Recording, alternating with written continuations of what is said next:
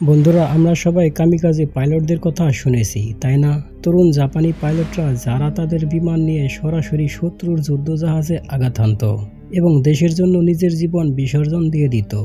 একটি নিখুঁত টার্গেট আক্রমণ যা ছিল সাধারণ বোমাবর্ষণের চেয়েও ভয়ঙ্কর। আর সবচেয়ে বড় কথা হলো, এক কামিকাজে হামলা শত্রুদের মনোবল একেবারে ধ্বংস করে দিতে পারত।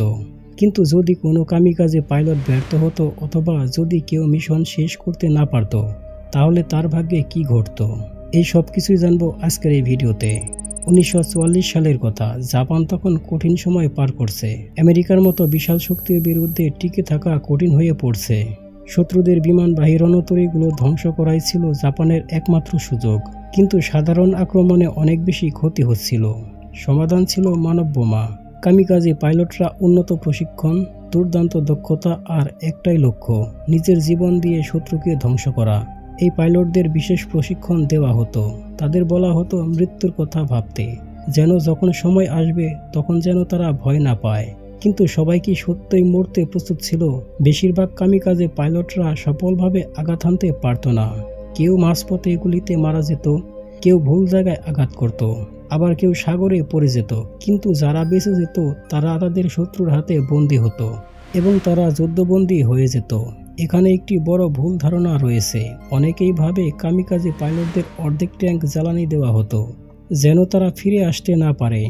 এই ধারণাটি পুরোপুরি ভুল, কারণ যদি বিমানে সমস্যা হতো বা আবহাওয়া খারাপ হতো তখন পাইলটকে ফিরে আসতে বলা হতো, এমনকি তাদেরকে কোনো শাস্তিও দেওয়া হতো না। কিন্তু যদি কোনো পাইলট কারণ ছাড়াই ফিরে আসতো তখন তার ব্যাপারে সন্দেহ তৈরি হতো। অনেক সময় তার মনোবল বাড়ানোর জন্য দলগত হামলা চালানো হতো।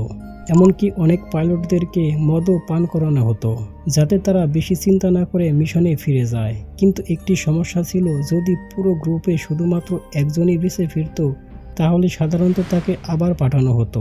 কামিকাজে পাইলটরা ছিল মূল্যবান সম্পদ, তাদের নষ্ট করা যেত না। কিন্তু একজন পাইলট 9 বার মিশন থেকে ফিরে এসেছিল।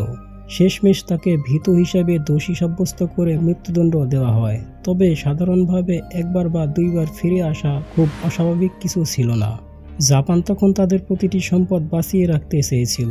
আর একজন কামিকাজে পাইলট যদি শত্রুদের একটিও যুদ্ধজাহাজ ধ্বংস করতে পারত তাহলে সে ছিল অমূল্য সম্পদ। তাই তাদের শাস্তিও দেওয়া হতো না। এটাই ছিল কামিকাজে পাইলটদের আসল গল্প। কামিকাজে পাইলটদের এই করুণ বিসর্জন নিয়ে আপনার মতামত অবশ্যই কমেন্ট করুন এবং এমন আরও দুর্দান্ত হিস্টোরিক্যাল ভিডিওর জন্য চ্যানেলটি সাবস্ক্রাইব করুন। ধন্যবাদ সবাইকে।